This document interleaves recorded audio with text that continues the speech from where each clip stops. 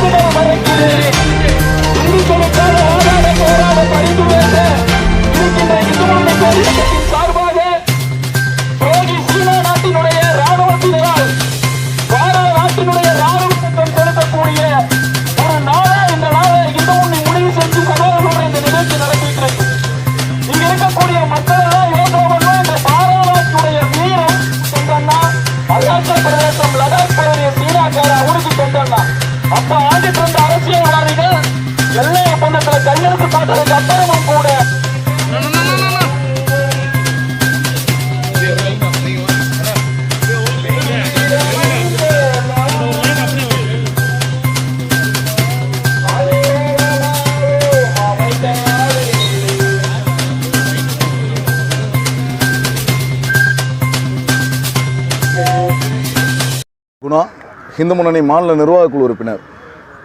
இந்திய எல்லையை பாதுகாப்பதற்காக சீன இராணுவத்துடன் போராடி உயிர் நீத்த இந்திய இராணுவ வீரர்களுக்கு அஞ்சலி செலுத்தும் விதமாக ஒரு நிகழ்ச்சி இன்னைக்கு இந்த கோவை சிவானந்தா காலனி பகுதியில் கோவை மாநகர் மாவட்ட இந்து முன்னணியின் சார்பாக நடந்துட்டுருக்கு.